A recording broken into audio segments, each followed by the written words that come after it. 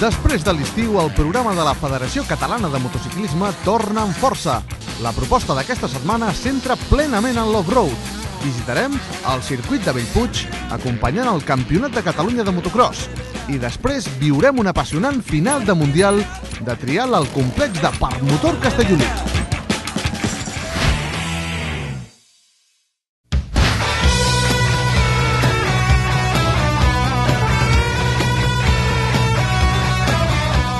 El Campionat de Catalunya de motocross es desplaçava fins a terra ferma per disputar una de les últimes cites de la temporada.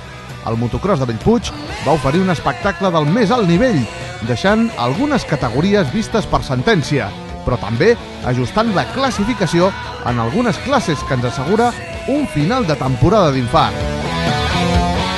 En aquesta ocasió, el Motoclub Segre, entitat organitzadora, va adaptar el nivell de dificultat del traçat per a les categories inferiors. Malgrat el fort vent, que va fer acte de presència durant el cap de setmana, especialment en la primera meitat de cada jornada, es van poder presenciar curses molt igualades i emocionants. En la primera de les dues jornades de cursa, els protagonistes van ser les categories d'MX2, Alaví i Iniciació. En MX2, el guanyador absolut va ser Pol Polletón, superant a Josep Rossell. Polletón amb 2 victòries i Rossell, que es va apuntar a la tercera màniga en discòrdia, van quedar per davant del líder de la classificació, Nil Arcarons, que amb una tercera plaça, com a millor resultat, va sortir de Bellpuig amb 16 punts d'avantatge sobre el seu immediat perseguidor, Pau Doñate. Pel que fa a la classe Aleví, Joaquim Ruiz va imposar-se a Simeó Ubach en les dues mànigues, prolongant així una imparable línia de resultats. Amb un ple de victòries a les últimes 6 mànigues disputades, Ruiz ha retallat punts a Ubach en la general de forma progressiva i a manca d'una sola cursa per a finalitzar la temporada. Ubach ostenta una diferència de 8 punts respecte al seu màxim rival. A Iniciació, les places de podi de totes dues mànigues es van repartir entre Aleix Canals, Jorge Prado i Nil Pons, que va ocupar la primera plaça al final de la prova. Amb els resultats de Montperler, Pons afronta amb més seguretat les 3 curses que resten, havent d'administrar una confortable diferència de 72 punts respecte a l'Eix Canal.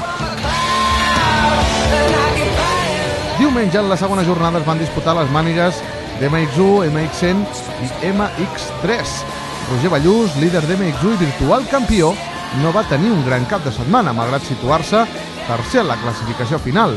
Fabian Isort va guanyar les 2 primeres tandes, però no va puntuar la tercera, fet que va beneficiar Albert Armengol, segon en les 3 curses i al final guanyador absolut de la categoria. A MX100, Nil Arcarons es va imposar en les 2 mànigues i va seguir dominant amb mà de ferro una classe MX100 de la que és sòlid líder per davant de Marc Pinyol, segon també a Bellpuig. Per últim, a MX3 es va viure un empat entre Josep Font i Alfred Camps, amb Jordi Ferrés a tan sols 2 punts d'ells. Després d'aquest motocross de Bellpuig, així està la classificació general del Campionat de Catalunya. A la categoria MX1 lidera Roger Ballús per davant de Daniel Hernández i Albert Armengol. A MX2, primera plaça per Nil Arcarons, seguit per Pau Doñate i Francesc Mataró. A la classe MX100 també lidera Nil Arcarons, en aquest cas per davant de Marc Pinyol, que és segon, i Gerard García, que ocupa la tercera plaça.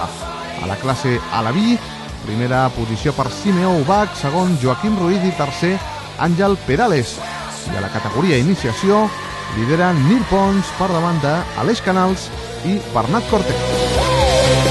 Celebrat ja el motocross de Sant Celoni, puntuable per algunes de les categories del Campionat de Catalunya de motocross, el certamen es pren un descans fins al proper 26 d'octubre, amb la disputa del motocross del Clot de l'Infern.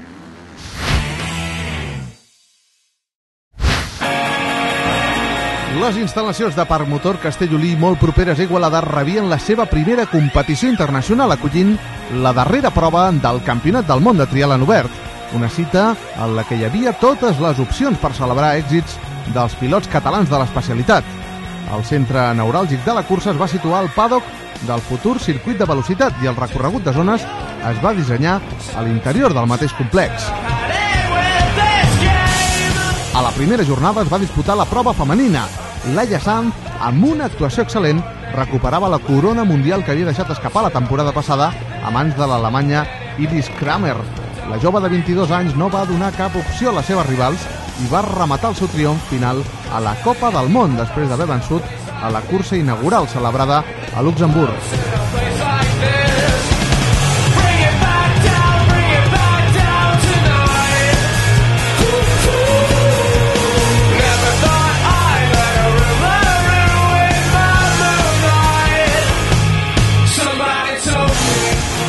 Laia Sanz va presentar una fantàstica targeta de penalitzacions amb tan sols 10 punts i a mida que avançava la competició van ampliant la seva avantatge sobre Kramer, que va acabar segona amb 41 punts de penalització, i la britànica Rebecca Cook, que va completar el podi amb 48.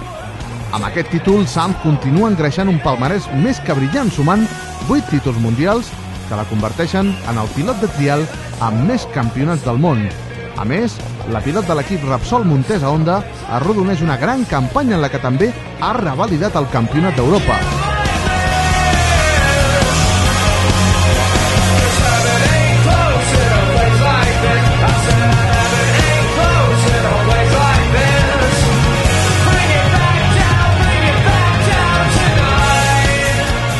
Pel que fa a la resta de representants catalanes i espanyoles, Madalena Zurua va ser desena, Sandra Gómez tretzena i la pilot del motoclub Montbui, Mireia Conde, també va entrar als punts amb la 14a posició.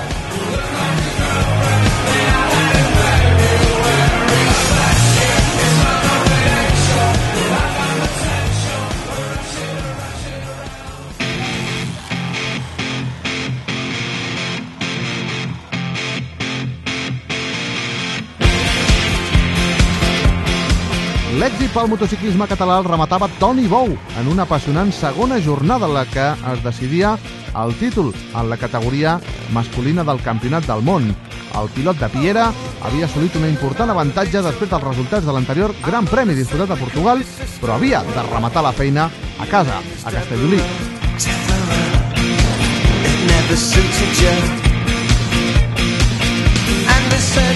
L'aspirant, una Adam Raga que, malgrat els seus grans esforços i triomfs en la segona meitat de la temporada, havia d'esperar una relliscada monumental de Bou per optar a la corona mundial.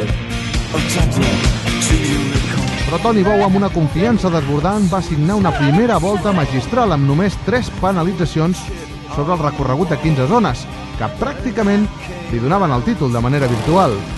Bou va arrodonir l'actuació completant també la millor segona volta sobre el circuit. Adam Raga, que patia a l'equador de la cursa per assegurar-se un lloc al podi davant la pressió de Takahisa Fujinami i Jeroni Fajardo, va salvar finalment el segon lloc per tan sols un punt. El gironí Fajardo, que ja va donar símptomes de gran millora a Portugal amb un esplèndid podi, va desplegar un fantàstic pilotatge per guanyar-li la partida al japonès Fujinami i repetir a les places d'honor, completant un podi en ple català que el permetia acabar a la 4a posició del Mundial. Albert Cabestany assumava la festa amb una notable 5a plaça. Toni Bou renovava la condició de campió del món outdoor en una nova temporada d'èxits en la que també, al costat del seu equip, el Repsol Montesa Honda ha revalidat el títol mundial indoor. Després d'aquest gran premi, trial de la Conca d'Òdena per Motor Castellolí continuarà amb els treballs i les obres per acondicionar en pocs mesos la majoria de serveis i les instal·lacions del que serà el gran complex del motor català. I aquestes són algunes de les curses que us proposem per als propers dies. El 28 de setembre, en Lloret de Cardona. També a la mateixa jornada celebrarà el Supermotor de tardor de Móra d'Ebre i el proper 5 d'octubre, trial de clàssiques. La cita a Gironella.